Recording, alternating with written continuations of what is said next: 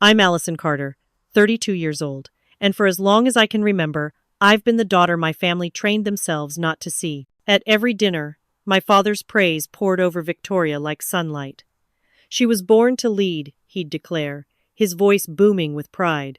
Beside her glow, I was the shadow, the bookish disappointment, the girl my mother avoided meeting eyes with, the one he dismissed as soft. But the night he said in front of everyone, "You'll never carry this family name with honor," something inside me shifted. My fork pressed hard against porcelain, my knuckles white, and in silence I carved a vow into my bones. One day, he'll salute me. Ever been told you'd never amount to anything by the people who should have believed in you most? Hit like if someone ever underestimated you. Comment if you've ever carried a wound long enough for it to turn into armor. Dinner in the Carter household was less a meal than a parade ground inspection. The air smelled of roast beef and starch, the tablecloth stretched crisp and white, as if it too were expected to obey. My father, Charles, sat at the head like a general surveying his troops. I could already see the future he couldn't imagine. A hall filled with uniforms, the same family forced to stand, hands raised to me.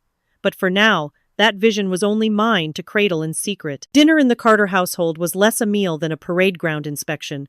The air smelled of roast beef and starch, the tablecloth stretched crisp and white as if it too were expected to obey. My father, Charles, sat at the head like a general surveying his troops. His chest swelled with pride as he recounted Victoria's flawless cadence during cadet drills. "The instructors say she marches like she was born to lead," he declared, his knife slicing through meat as though it were the air itself. I lowered my eyes to my plate. Victoria's cheeks glowed at his words, her smile radiant in the candlelight.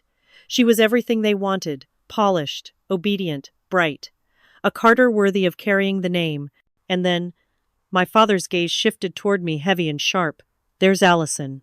Still soft, still hiding in books. Do you think the world will salute someone who runs from discipline?" His laugh carried the sting of dismissal more than cruelty, yet that sting dug deeper than any insult shouted in rage. My mother, Margaret, sipped her wine. Her eyes avoided mine, as though my shame were contagious. She added a perfunctory, "Charles, let's not spoil dinner." But her voice was thin, powerless. She had long since chosen silence over defiance, a choice that left me stranded in the cold shadows of this family. Victoria shifted uncomfortably, but even her sympathy was fleeting. She had her father's pride to hold, her mother's quiet approval, her own place of warmth at this table. I had only the hollow space beside me. I pressed the tines of my fork into the meat, feeling the steel resist against porcelain. My thoughts churned, a silent storm no one here could hear. I wasn't soft. I wasn't weak. I was enduring learning in silence what they could never teach me. How to survive without their praise. How to carry a wound until it turned into armor. My father leaned back, his voice final, as though pronouncing a verdict. "You'll never carry this family name with honor." The words landed heavy, but I refused to flinch. The dining room blurred at the edges, the candlelight flickered, and in that trembling glow, I carved a vow into the marrow of my bones. I gripped my fork so hard my knuckles whitened. One day, he'll salute me. Victoria was the family's rising star. I was their shadow. The applause was thunderous, echoing through the vaulted hall of the military academy. Flags hung from polished beams, brass gleamed under spotlights, and the air smelled of pressed uniforms and floor wax. Victoria walked across the stage with a posture that seemed carved from marble, every step precise, every smile rehearsed. She accepted the medal as though it were her birthright, the crowd rising to their feet as the commandant pinned it to her uniform. From the back row I watched. I always watched. The spotlight never touched me, but it illuminated every curve of my sister's perfection. Her braid gleamed like spun gold under the lights, her salute sharp enough to cut glass. She radiated everything the Carter name demanded. My father leaned forward in his seat, his chest swelling as if the medal had been pinned to him. His booming laugh carried across the row as he clasped the hands of fellow officers. "That's my daughter. The real Carter blood runs in her veins." My mother dabbed her eyes with a handkerchief, pride etched into her face like a permanent signature.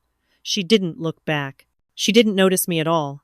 Their voices carried farther than they realized. I heard the whispers, the careless words tossed between congratulations. "The older one? Allison? She'll never make it. Some kids just don't have the steel." It wasn't the first time I'd heard it, but tonight the sound hit harder, because here, the world was agreeing with them. Strangers in decorated uniforms nodded, smiling, as if my invisibility were a fact written into the Academy's creed. I slipped out of my seat before the ceremony ended. The roar of applause faded behind me as I walked down the long corridor, lined with portraits of men and women who had earned their places in history. Their painted eyes followed me, and in their silence I felt a judgment colder than my father's voice. Outside, the night air was sharp with winter's bite. I wrapped my coat tighter, but the chill settled deeper than my skin. My phone buzzed in my pocket, the screen lighting up against the dark. An email. My name in the subject line, Carter, Allison.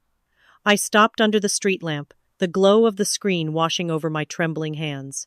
The sender, Special Operations Command. The words blurred for a moment as my breath caught in my throat. Then they came into focus, each one striking like a hammer. Deployment classified. Carter, Allison. My heart pounded in my chest, the noise louder than the applause I had left behind. They would never see this moment. They would never know. But the shadow they had tried to bury was moving, silently, toward a battlefield they couldn't imagine. And for the first time in years, the darkness around me felt less like absence and more like cover. I stared at the subject line, the letters burning into me. Deployment classified. Carter, Allison. While they paraded Victoria, I disappeared into wars no one could name. The dust burned my throat as the helicopter blades carved through the night sky. Below us, the desert stretched into endless black, broken only by pinpricks of fire and the faint glow of villages clinging to survival. My family back in Virginia probably sat down to another dinner, my father recounting Victoria's triumphs at the Academy. They had no idea where I was, no idea that their forgotten daughter now led men into shadows too dark to ever be honored on a stage. 3 minutes out, the pilot barked. His voice was a low growl against the static of the comms. My fingers flexed around the rifle, not from fear but focus. The mission was clear. Infiltrate. Extract hostages. Exfil with zero trace. If we failed, the world would never know. If we succeeded, the world still would never know. That was the bargain of our work. Captain Carter. Ray's voice cut through the headset. Intel confirms hostiles are heavily armed. They're expecting resistance. I glanced at him across the dimly lit cabin. Daniel Reyes, steady, loyal, younger than me by 4 years. He had once told me he joined the program because he wanted to fight for something larger than medals. I had smirked then, thinking how ironic it was that I, the family's disgrace, was the one leading him now. The skids hit dirt. Sand roared around us as we leapt out, boots crunching against the ground. We moved in formation, shadows gliding through shadows. The compound loomed ahead, a jagged skeleton of concrete and steel. Shouts erupted as gunfire cracked the night. I signaled the breach. The door blew inward, splintering under the charge. Smoke and chaos. I pushed forward, rounds finding targets, the air thick with dust and screams. Through the haze, I heard Reyes cry out, "Reyes!" I dropped to my knees beside him, dragging him behind cover as bullets tore into the wall above. His leg was shredded, blood soaking through combat fabric. His eyes met mine, wide but unflinching. "You're not dying here," I growled, pulling a tourniquet from my kit. My hands moved fast, mechanical, though my heart slammed with every beat. I had been mocked for weakness once. Tonight, I was steel. We pushed forward, dragging Reyes, covering him with fire until the hostages were found. Their faces terrified, dirt-streaked, alive were the only validation I needed. No applause, no medals, just breath in lungs that had almost been silenced. When the compound was secure, I slumped against the wall, sweat stinging my eyes. A hand touched my shoulder. One of the agent's eyes hard. Voice low slipped me an envelope sealed in black wax. "This came through channels," he whispered. "I don't trust the source. Trust no one, especially Carter." My chest tightened. Carter. My family name. The one my father said I'd never honor. I looked at the envelope, fingers trembling not from fatigue but recognition. I shouldn't open it here, not now. But curiosity clawed at me. I cracked the seal just enough to glimpse the folder inside. A name was stamped in bold across the header. My father's. Charles Carter. Heat surged through me, sharper than the desert sun. I forced the folder back into the envelope, shoving it into the depths of my pack. Whatever it contained, it was poison, and tonight was not the night to drink it. I turned back to Reyes, who managed a weak grin despite the pain. "You pulled me out, Captain. Didn't think you had it in you. I smirked, though inside my thoughts spun like shrapnel. If he only knew what I had just seen. If anyone knew. I closed my eyes for a moment, hearing the helicopter return, the thump of blades promising escape. I clutched the envelope against my chest, as though it could burn straight through the fabric. 7 years later, it will destroy everything. Some truths rot the longer you keep them sealed. The words played in my mind as I sat at the edge of my apartment bed, the city lights of Washington bleeding through the blinds like restless ghosts. The envelope lay on the nightstand, edges worn from years of being moved but never opened. I had carried it across deserts, jungles, and oceans. I had hidden it in footlockers, safes, and duffels. It was never out of reach, though always unopened like a splinter buried too deep to touch, festering in silence. I ran my hand over the seal, the black wax cracked but still stubbornly holding. The folder inside was no heavier than paper should be, yet in my chest it weighed as much as armor. I had seen men fall apart under the burden of lesser secrets. And this one had my father's name carved into it. The television hummed softly in the background, news anchors tossing words back and forth with smiles that barely masked unease. Defense budgets, contract investigations, billions in government money siphoned into projects under scrutiny. My eyes caught on a headline crawling across the bottom of the screen. Senate probe expands into Carter Defense Systems. Carter, my family's name, my father's empire. I muted the television, heart pounding against my ribs. I had spent my life proving that the Carter name could stand for something other than dominance and disdain, but the world might soon see it stripped bare. The phone rang, sharp against the quiet. I didn't need to check the caller ID. My mother's voice was crisp as ever when I answered. Allison. She never said hello, never asked how I was. Your sister's promotion ceremony is Saturday. Full honors. The whole family must attend. You'll be there, of course. Her tone left no space for refusal. I pressed the phone tighter to my ear, staring again at the envelope. You make it sound like a summons, I said, voice low. It is a summons, she replied. Your father will be there. Victoria deserves all of us present. Don't make this about you. I closed my eyes. In her mind, it was never about me. I thought of the years in the shadows, the blood spilled in places she couldn't find on a map. To her, my life had been a prolonged embarrassment, a deviation from the shining arc of Victoria's story. When she hung up, the silence returned, thicker this time. I reached for the envelope, holding it in both hands as if it might bite. My reflection in the dark television screen stared back, uniform pressed and medals catching faint light. A general who had walked through fire and yet trembled at a sliver of paper. Maybe tonight I open it, I whispered, my thumb pressed against the wax. The faintest crack splintered through the seal. My breath caught, my pulse hammered. Maybe tonight it opens me. But I didn't. Not yet. The dread wasn't just about what was inside, it was about what it would turn me into once I knew. I slipped the envelope into my uniform bag, tucking it between gloves and cap. My hands lingered on the canvas, as though burying it again would make its heartbeat stop. The city lights outside flickered against the glass. Somewhere across town, my family prepared for Victoria's triumph.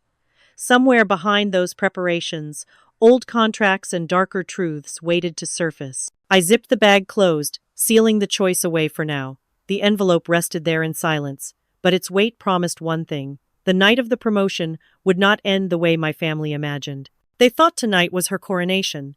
It became my unveiling. The hall was a cathedral of ceremony, gleaming floors, flags aligned in perfect symmetry, brass polished until it blinded under the stage lights. The brass band tuned their instruments with practiced ease, the air thick with anticipation and the scent of fresh polish and starch. May 2023 had dressed the military base in its most formal grandeur. Rows of officers filled the seats, uniforms immaculate, ribbons gleaming like fractured light. Families, reporters, and political aides crowded the back rows, eager to witness the golden child ascend. At the center of it all stood Victoria. My sister looked exactly as my father had always wanted her to look, poised, radiant, the very definition of a Carter heir. Her uniform was tailored sharp enough to slice through the air, her medals displayed proudly across her chest. She accepted the attention like she had been born to command it, chin lifted, smile precise, as though nothing in the world could shift her certainty. Charles Carter sat in the front row, chest puffed with pride, his laughter loud, resonant, unignorable, carried, as he shook the hands of fellow officers. Margaret dabbed her eyes with a handkerchief, playing the role of the mother who had raised perfection. Every gesture, every nod from them was a performance, designed to broadcast that this was their moment, their dynasty ascending higher. The ceremony began with the base commander's opening remarks, praising Victoria's achievements, her dedication, her promise as a future leader. The applause was loud, rhythmic, a tide rising with each word. I stood in the wings, silent, my uniform hidden under a long coat, my fingers brushed against the sealed envelope tucked into my bag, its weight anchoring me to the truth no one else yet saw. I stepped into the hall. The whispers started immediately, small ripples of confusion moving through the rows. Faces turned, eyes narrowing, brows furrowing. My boots clicked against the polished floor as I walked down the central aisle, each step measured, each breath steady. The coat slipped from my shoulders, revealing the full gleam of my general's uniform. The first gasp broke like glass. Then silence fell sharp, absolute. The base commander, mid-sentence, faltered. His eyes widened, then narrowed into recognition. With a crispness that carried like thunder, he straightened, pivoted, and raised his hand in salute. His voice cut through the stillness. "General Carter, ma'am." The hall froze. Then, as if pulled by invisible strings, every officer in the room rose to their feet. Chairs scraped back. Boots stomped in unison. Arms shot upward in salute. The sound of it, the unified gesture of respect, rolled over the hall like a wave breaking against stone. Victoria's smile faltered, confusion etching itself into her perfect posture. My mother's handkerchief fluttered to the floor. But it was my father's face that I locked onto. The color drained from him in slow motion, pride curdling into disbelief, then into something darker, fear, maybe, or fury, that his shadow child now eclipsed his star. I did not break stride. I did not falter. I walked past rows of saluting officers, their eyes filled with recognition and respect, until I stood at the front of the hall. My hand rose slowly to return the salute, and the band of silence stretched tighter, every eye fixed on me. Victoria's lips parted, but no sound emerged. The night was supposed to be hers. Instead, it had been rewritten. I let my gaze sweep the hall, landing finally on Charles. The man who had told me I would never carry the Carter name with honor now sat diminished, pale, caught in the shadow I cast. A faint smile curved my lips, sharp and deliberate. This is only the beginning. The clapping had barely stopped when I saw fear in my father's eyes. The reception that followed the ceremony buzzed with energy, the kind that fed on whispers and sideways glances. The brass band had been dismissed, replaced by a string quartet playing polite background music. The banquet hall shimmered with crystal glasses, silver trays of hors d'oeuvres, and polished floors that reflected the uniforms of officers who could not stop glancing at me. Every smile, every nod carried a mixture of respect and curiosity. How had I, the forgotten Carter, walked into the hall as a general? They came in waves. Captains, majors, even seasoned commanders I had worked beside in shadows now greeted me openly. Questions rained down about my assignments, my commands, my medals, that most of them had never seen pinned in public. I answered sparingly, never volunteering more than protocol allowed. Mystery was armor, and tonight it fit me better than the uniform itself.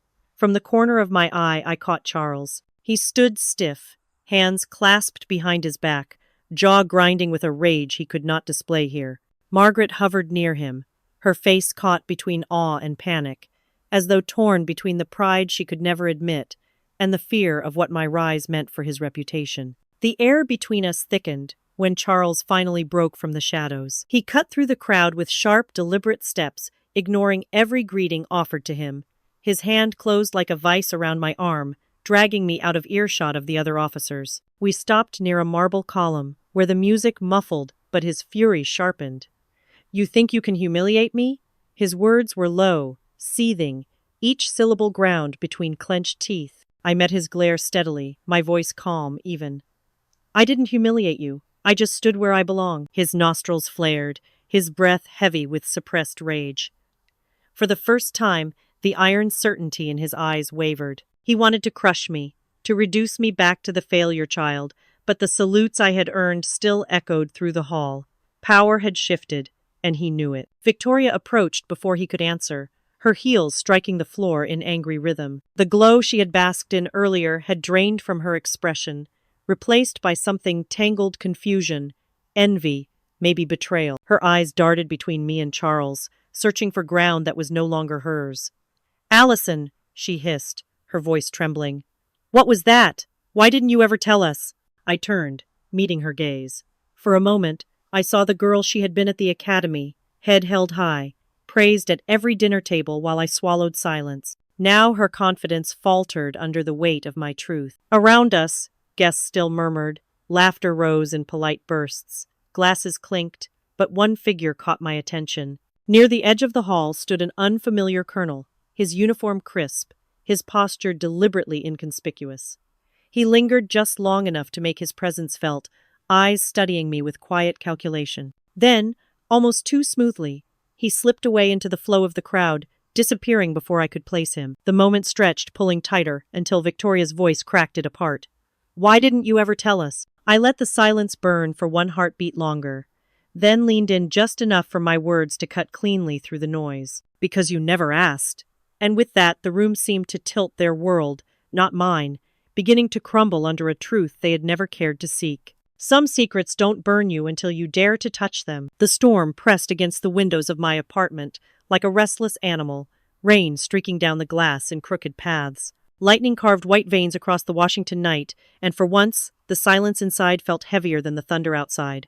I sat at my desk with the envelope I had carried for 7 years. It had followed me through deserts, bunkers, safe houses, and bases, always sealed, always daring me to open it.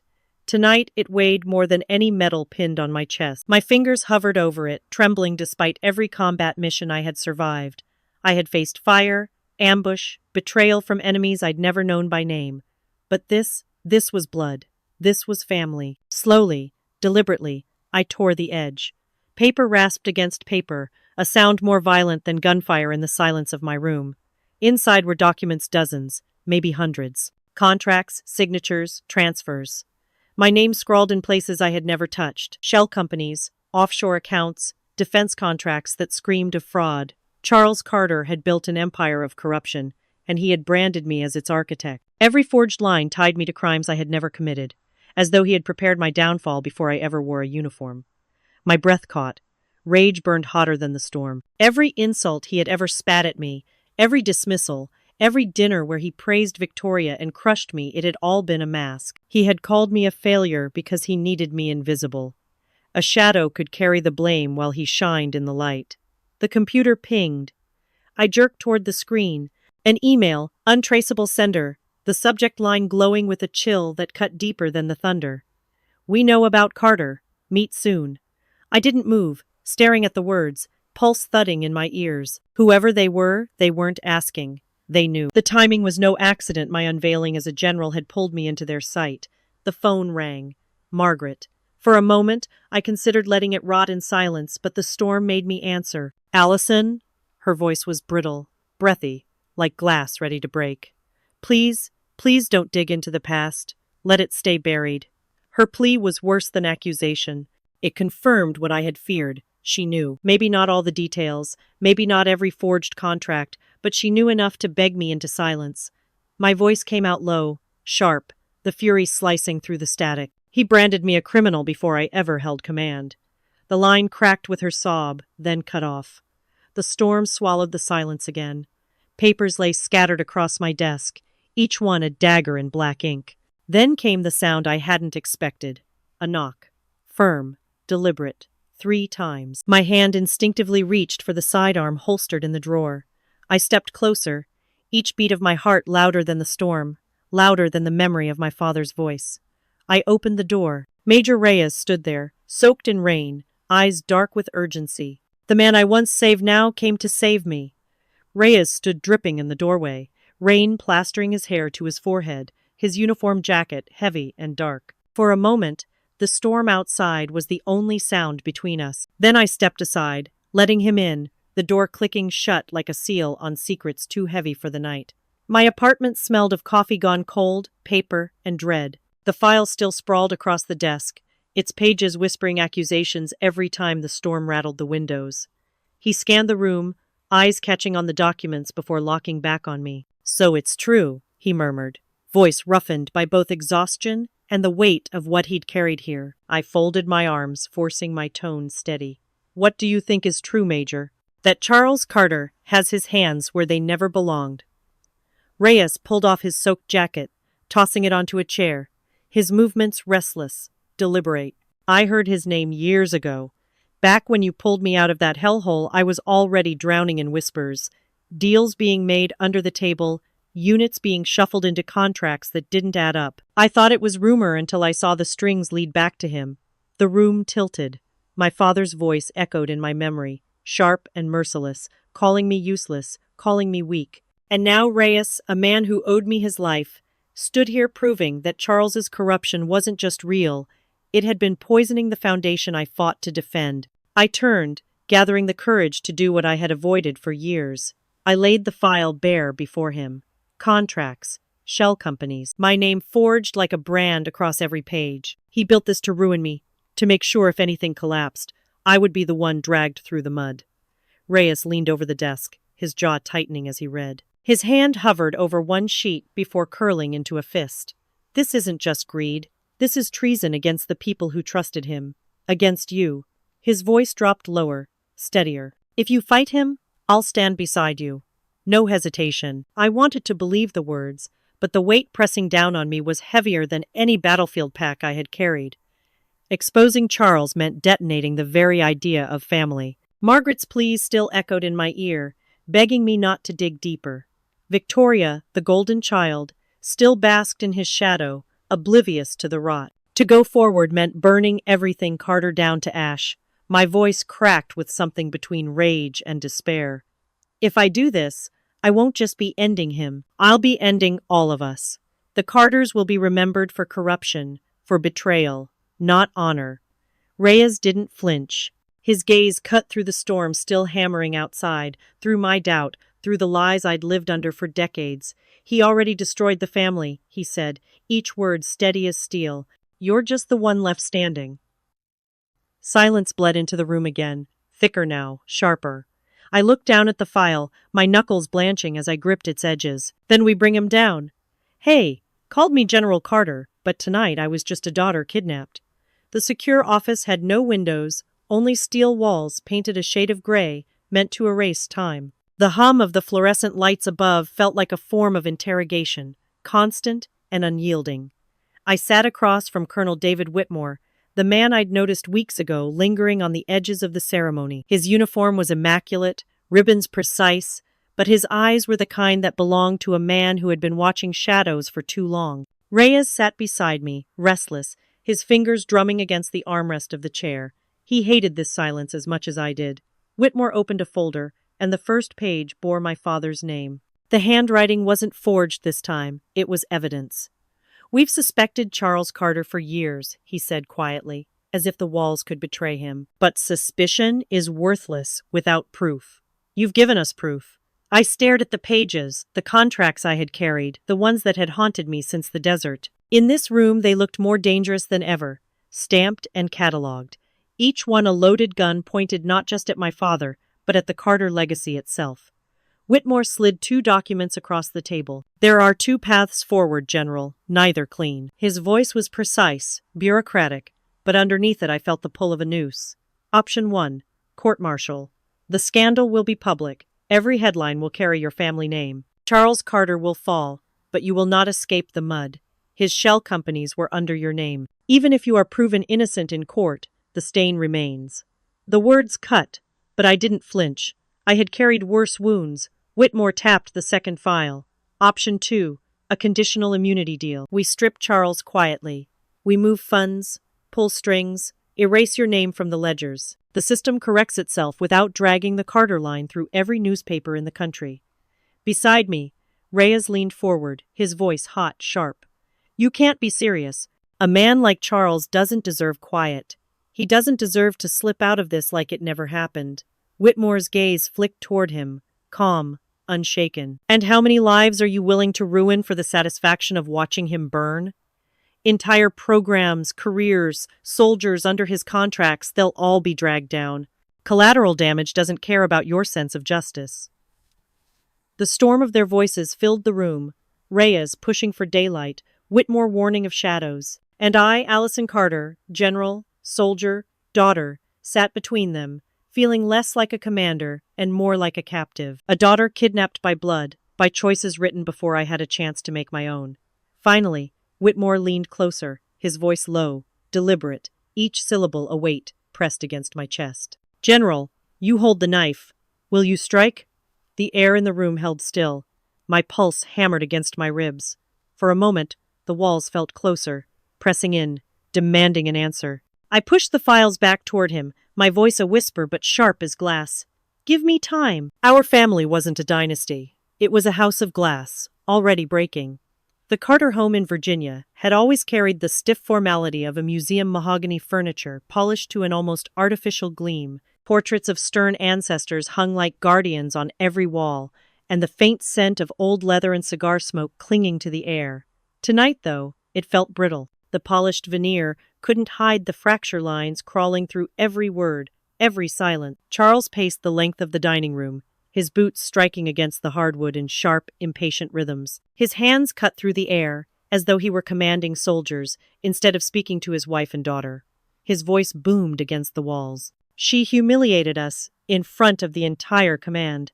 That stunt she pulled, it wasn't a reveal, it was an ambush. Margaret sat stiffly at the end of the table, her pearls trembling lightly at her collarbone with every sharp word from her husband. She had perfected the art of neutrality long ago, her expressions carefully subdued, but tonight cracks showed in the corners of her mouth. Charles, she began cautiously, her voice thinner than the wine in her glass. If Allison stays silent, we survive this. No more ceremonies, no more attention. Let it fade. We can endure it. Endure? Charles barked, slamming his palm against the table so hard the silverware rattled. She's a threat. You don't endure a threat, you neutralize it. She's dangerous now, with her rank, with her voice. And she has always hated me. Don't fool yourself, she will come for us. Across from them, Victoria sat silent, her fork untouched on her plate. The glow that used to radiate from her whenever Charles spoke of honor, legacy, and pride had dimmed. Tonight, she studied him differently, her eyes no longer those of a daughter absorbing every word, but of a soldier searching for the truth behind a commander's mask. Father, she said finally, her voice quiet but unflinching. Did you use her name?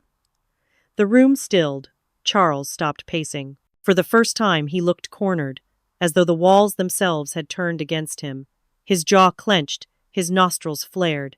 He opened his mouth, but no words came. He turned away instead, lifting a decanter to pour himself another drink, the silence more damning than any answer.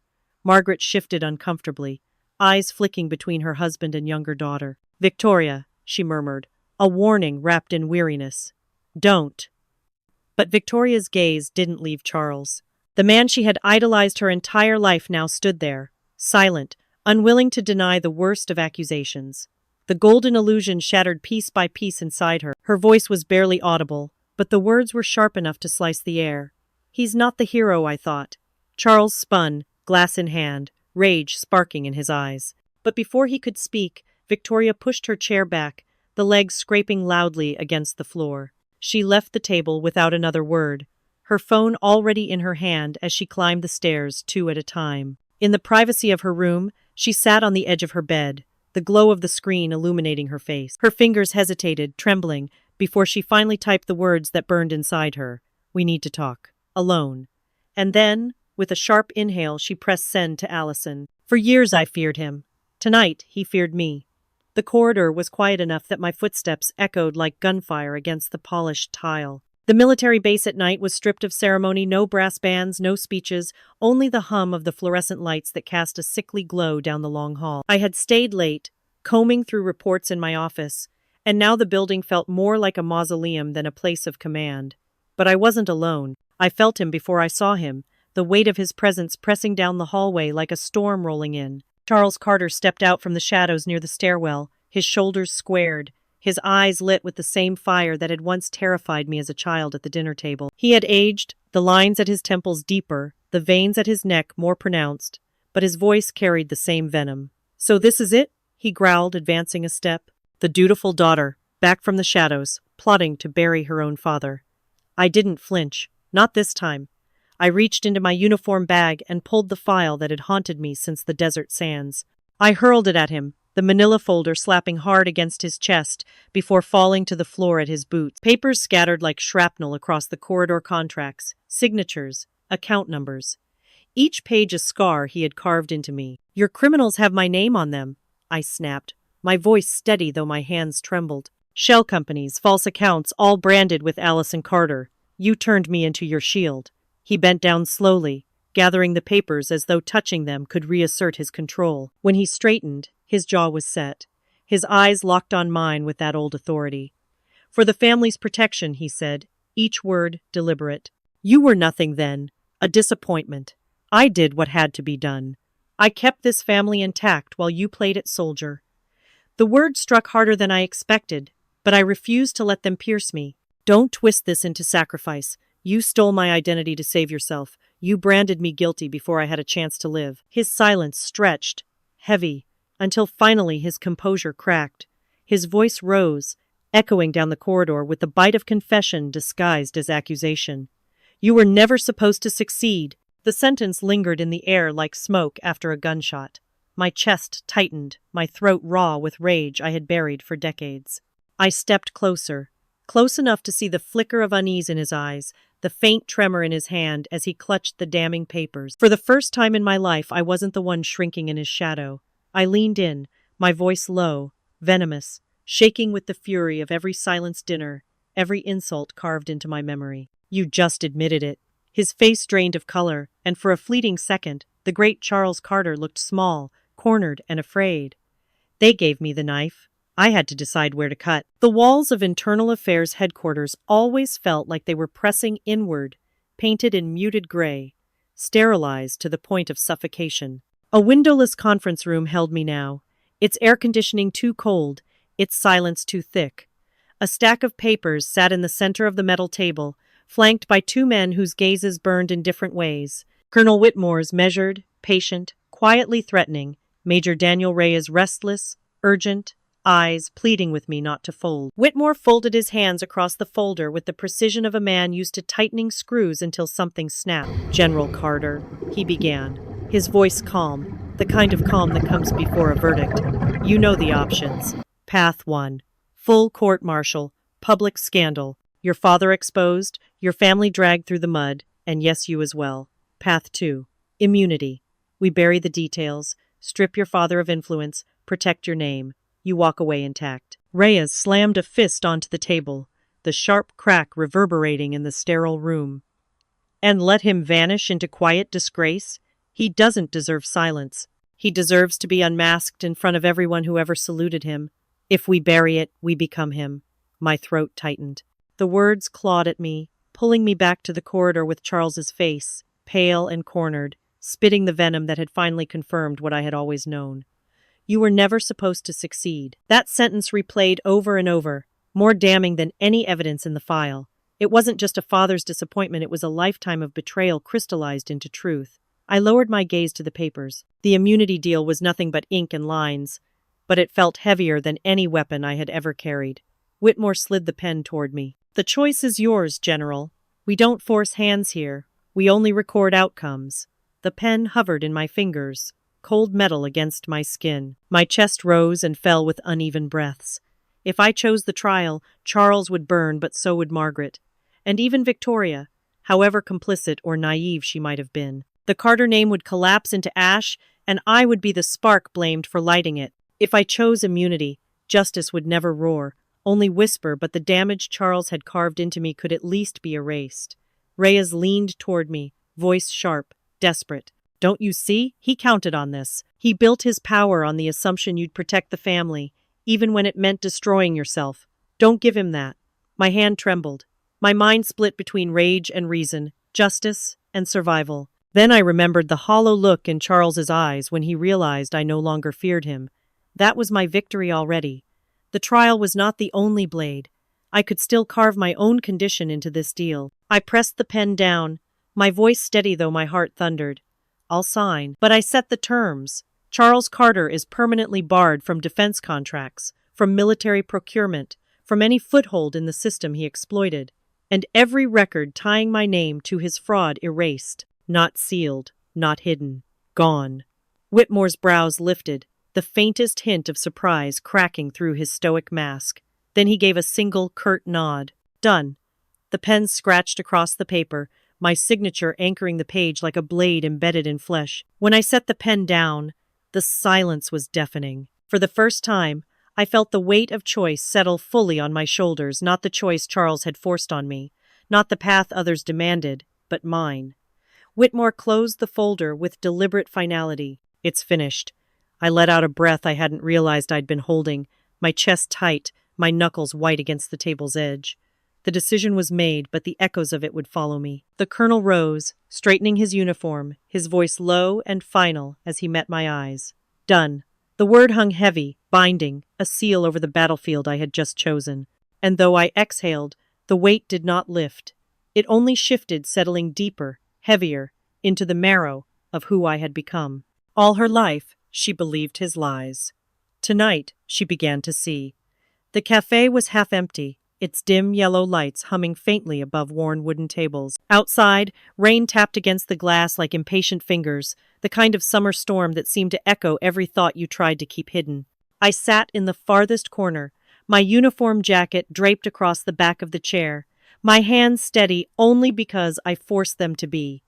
This meeting wasn't about me, it was about her. Victoria slipped in 10 minutes late, her hair still damp from the rain, her civilian jacket clinging to her shoulders. She looked younger without the military polish.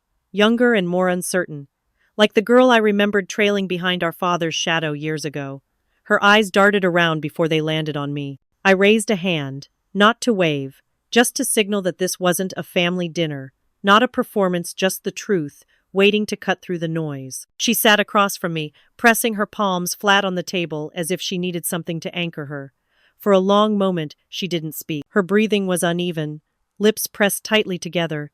Then, finally, in a voice barely above a whisper, she admitted, I overheard them. At the house. Dad and Mom. He was shouting about you, about how you're a threat. Mom told him if you stayed quiet, we could survive. And then he went silent. Too silent. I didn't flinch. I just slid a folder across the table. A copy of the documents I had kept hidden, stripped of sensitive markers but enough to burn through illusions. She hesitated, then pulled it open. Her eyes scanned the page's fraudulent contracts, shell corporations, signatures in my name. Each page seemed to weigh heavier than the last, dragging her posture down, grinding against the pedestal she'd built for him all her life. Tears gathered at the corners of her eyes before spilling over, unchecked. She closed the folder, shaking her head as if denial could rewind what she had read. He used you, she choked out. He used your name to cover his thefts. All this time, and I defended him. I defended everything he said about you. I leaned forward, my voice even but sharp, like glass breaking softly. You weren't defending him, Victoria. You were protecting the lie he built around you, the golden child he paraded so no one would ever question where the shadows came from. Her breath hitched. She pressed the back of her hand to her mouth as if to stifle the sob that broke free anyway. I wanted to reach for her, but I stayed still. She needed to walk into the truth herself, not be dragged. She lowered her hand, her eyes swollen but blazing with a clarity I hadn't seen before. I don't know who I am if he isn't who I thought, she whispered. You're more than his reflection, I told her. And you always have been. He just never let you see it. The cafe seemed to grow quieter, the storm outside dimming to a steady drizzle. For the first time, Victoria's posture shifted, not collapsed in shame, not rigid in defiance, but something steadier, something like resolve. She leaned closer, her voice trembling but steady enough to mean it. If you need me at your side, I'll be there. My chest tightened, not with triumph, but with the unfamiliar ache of finally being heard. I let the silence hang for a breath, then gave the smallest, faintest smile, one meant only for her. My reply came low, deliberate, a promise shaped into warning. Then be ready. Dinner is coming. The storm outside swelled again, rattling the windows, but inside the cafe, the air felt clearer. My sister had finally stepped into the light. And with her, I wasn't walking into the next battle alone. That house was my prison. Tonight, it became my battlefield. The Carter dining room had not changed since the years I sat there in silence as a teenager, enduring lectures that carved into me deeper than any wound I later earned in war. The same mahogany table stretched from one end of the room to the other, polished to a military shine. The chandelier hung low, casting its judgmental light over porcelain plates that looked untouched by time. And at the head of the table sat Charles Carter, still trying to command the air, as if it were another battalion he could bend to his will. Dinner began without a word. The clinking of silverware was the only sound, echoing too loudly in the suffocating quiet. Margaret's hands shook slightly as she poured wine into crystal glasses, though she tried to mask it with her well-rehearsed elegance. Victoria sat across from me, her shoulders tense, her eyes darting between the two of us, like a soldier caught between lines of fire. Charles finally broke the silence. He leaned back in his chair, his fork still poised, as if ready to skewer more than just food. "You've made quite a spectacle of yourself," he said, his voice measured, laced with contempt. "Strutting into that ceremony in your uniform, stealing attention meant for your sister. A trainer, parading as a leader." I set my fork down deliberately, the sound of metal against porcelain sharp as a blade. "I didn't steal anything. I earned everything they saluted me for. The only thief at this table is you." His eyes narrowed, but before he could respond, I reached into my uniform bag and pulled out the folder I had carried like a weapon, waiting for its moment. I opened it with slow precision, the rustle of papers louder than thunder in that room. Page after page, I laid them on the table between us, contracts, account statements, signatures forged in my name. "You wanted to humiliate me all my life," I said, my voice low but steady. "But tonight, you'll listen while I humiliate you with the truth." I began to read aloud, each line a bullet. Shell corporations, false invoices, slush funds tucked neatly behind patriotic slogans. When I read his signature forged over mine, my voice did not crack. It cut. Margaret's hand froze halfway to her glass. Her face drained of color, her lips parting in a trembling confession. "I knew," she whispered, tears spilling down her cheeks. "I knew he was using your name. I told myself it was for the family, to protect what we built. But I was just afraid to lose the illusion." Charles slammed his fist against the table, rattling the plates. "Enough!"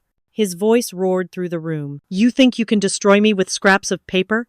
This family is mine, always has been. You," he pointed a shaking finger at me, his face red with rage. "You don't belong to this family." Before I could speak, Victoria rose from her chair, her voice trembling but defiant. "She does, more than you ever did. I heard you, Father. I heard everything. You lied to us, used us, and made me believe she was worthless. But it was you. It was always you." For a moment, Charles faltered, caught off guard by the one daughter who had never disobeyed him. His rage flickered into disbelief, then back into fury. But I was already on my feet. "I don't need your name," I said, rising to my full height, every word laced with the strength he swore I would never have. "I don't need your approval, and I don't need your permission to stand taller than you ever did." The room went still. Charles's lips moved, but no words came. Margaret collapsed into her chair, sobbing into her hands. Victoria stood frozen, her hands clenched, her body trembling with the shock of finally seeing her father stripped bare. I gathered the folder, closed it with finality, and slung it under my arm.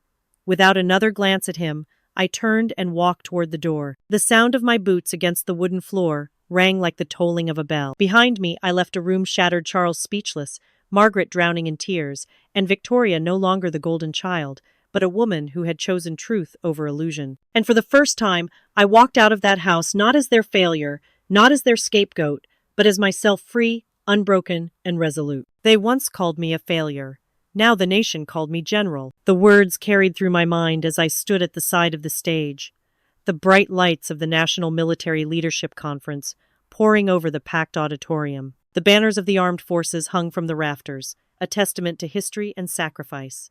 Rows of young cadets, their uniforms pressed sharp, sat upright in anticipation. Behind them were officers, commanders, officials, and observers' faces hardened by service, softened by expectation. This was not just a gathering, it was the kind of audience my father once dreamed of commanding. And now it was mine. I breathed in slowly, steadying myself, and stepped toward the podium. The microphone hummed faintly, the silence before my words stretching like a taut wire. I could feel Whitmore's calm presence in the front row, Ray's unwavering loyalty beside him, and just a few seats away Victoria. Her eyes met mine, not with envy, not with rivalry, but with a pride I had never known from her. For the first time she looked at me not as the shadow, but as the light. "My name," I began, my voice carrying strong and clear across the hall, "was once a curse in my own home. I was told I would never succeed, never rise, never hold honor in these colors." I paused, letting the silence swell, watching cadets lean forward, their eyes wide. "But honor does not come from being handed a place at the table. It comes from carving it out with your own hands, from standing when others sit, from believing in yourself when no one else does."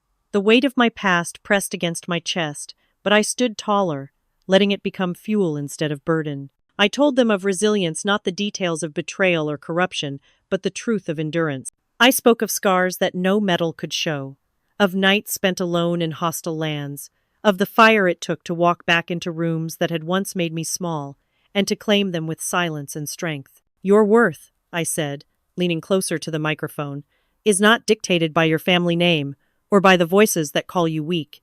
Your worth is built by every step you take when the ground beneath you tries to break, and when you are told you are nothing, prove them wrong by becoming everything." A murmur swept through the hall, then applause, rising steadily until it crashed like a wave. Cadets were on their feet, their palms echoing against the high ceilings. The clapping grew louder, rolling across the room until it was no longer applause but a standing salute in sound. I lifted my chin, and then, as if commanded not by rank but by truth, the hall rose in unison. Officers, cadets, officials, everyone stood tall and saluted me. In the sea of salutes, my gaze caught Victoria again. She was on her feet too, her hand at her brow, her eyes shimmering with a mixture of pride and apology. For once, there was no competition, no shadow. Only two sisters, finally on the same side of truth. I let the silence fall again before delivering the line that had waited inside me for years. My voice did not waver. "Sometimes the greatest revenge isn't to destroy them. It's to become everything they said you'd never be." The words hung in the air like a banner unfurled, undeniable and triumphant. The hall erupted once more, the salute transforming into thunderous applause. I didn't need to look for Charles or Margaret. Their absence was louder than their presence ever could be. This moment wasn't theirs, it was mine, and it belonged to every cadet who had ever been told they weren't enough. As I stepped back from the podium, the applause still crashing, I allowed myself one quiet smile. Not the sharp smile of vengeance, not the hollow one of survival, but the steady smile of someone who had climbed out of every shadow and stood at last in her own light. And for the first time in my life, it was enough. The story closed not with thunder, but with the quiet certainty that truth had prevailed. What began as betrayal and silence ended in the exposure of corruption, the fall of false idols, and the rise of a woman who had once been dismissed as nothing. Justice, though delayed, came with the force of inevitability, proof that, when injustice meets courage, the verdict can echo far beyond a single family's walls. No wall of lies can stand forever against the tide of truth. If you found meaning in this journey, don't forget to like, share, subscribe, and leave your thoughts in the comments. Type 1 if you felt the same fire of justice, or 2 if you believe the story could have ended differently.